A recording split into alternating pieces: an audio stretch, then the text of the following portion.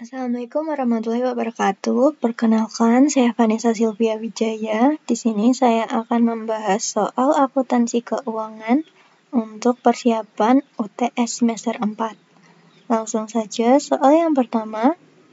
PT Shafira memiliki saham biasa dengan jumlah yang beredar sebanyak 400.000 lembar dengan nilai nominal $100. Perusahaan mendeklarasikan 5% dividen saham dengan nilai wajar sebesar $650 per lembar. Diminta buatlah pencatatan jurnal yang dilakukan oleh PT Shafira pada tanggal deklarasi dan tanggal distribusi saham. Jawabannya yaitu pada saat deklarasi, debit laba ditahan dividen saham perhitungannya 400.000 lembar. Saham dikali 5% dikali 650 nilai wajar. Hasilnya 13 juta. Lalu kredit dividen saham yang dapat didistribusikan 400.000 lembar dikali 5% dikali 100 nilai nominal. Hasilnya itu 2 juta. Lalu kredit premi saham biasa sebesar 11 juta, hasil selisih dari 13 juta dikurangi 2 juta. Lalu untuk saham yang diterbitkan yaitu debit dividen saham biasa yang dapat didistribusikan sebesar 2 juta, perhitungannya sama dengan yang ini.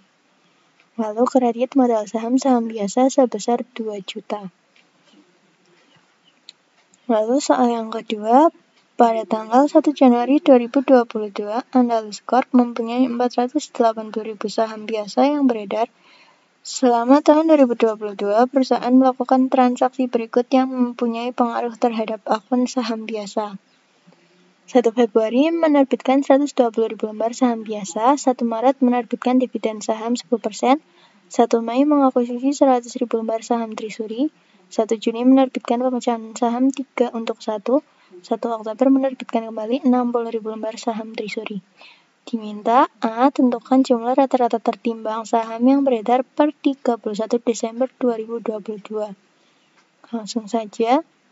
Berarti pada periode 1 Januari sampai 1 Februari jumlah beredarnya 480.000, bagian dari tahunnya yaitu 1 bulan. Lalu pada 1 Februari menerbitkan 120.000 lembar saham biasa. Berarti 480.000 ditambah 120.000 menjadi 600.000 lembar saham pada periode 1 Februari sampai 1 Maret selama 1 bulan. Lalu pada 1 Maret menerbitkan dividen saham 10%. Berarti 10% dari 600.000 sama dengan 60.000, lalu 60.000 ditambah 600.000 sama dengan 660.000. Apabila menerbitkan dividen, maka akan ada penetapan.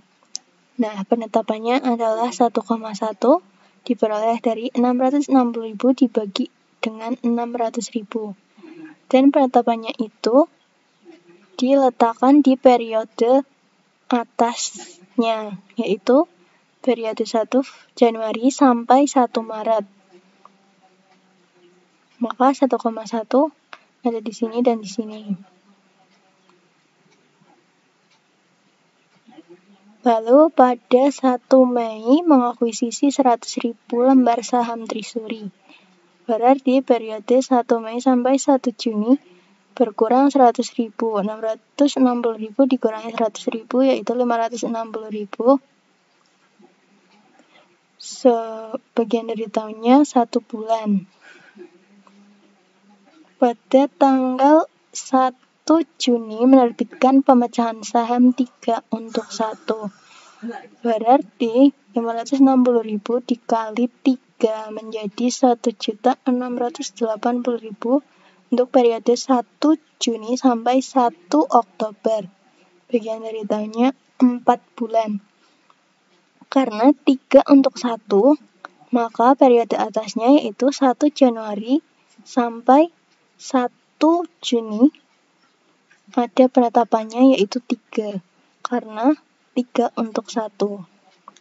Penetapannya di sini, dan di sini. Lalu pada tanggal 1 Oktober menerbitkan kembali 60.000 lembar saham Trisuri. Berarti 1.680.000 ditambah 60.000 yaitu 1.740.000. Periodenya dari 1 Oktober sampai 31 Desember. Bagian deritanya 3 bulan. Lalu rata-rata tertimbangnya dihitung. Jadi 480.000 dikali 1 per 12 dikali 1,1 dikali 3 hasilnya 132.000. Lalu 600.000 dikali 1 per 12 dikali 1,1 dikali 3 yaitu 165.000. Lalu 660.000 dikali 2 per 12 dikali 3 menjadi 330.000. Lalu 560.000 dikali 1 per 12 dikali 3 sama dengan 140.000. Lalu 1.680.000 dikali 4 per 12 sama dengan 560.000. Lalu 1.740.000 dikali 3 per 12 sama dengan 435.000. Lalu ditambahkan menjadi 1.762.000. Lalu soal yang B, asumsikan bahwa Andalus Corp memperoleh laba bersih sebesar 3.456.000 selama tahun 2022. Di samping itu, perusahaan mempunyai 100.000 lembar saham preferen, 9% non-konvertible, non-kumulatif, dan bernilai pari $100 yang beredar sepanjang tahun berjalan. Akan tetapi, karena pertimbangan likuiditas, perusahaan tidak mengumumkan dan membayar dividen saham preferen pada tahun 2022.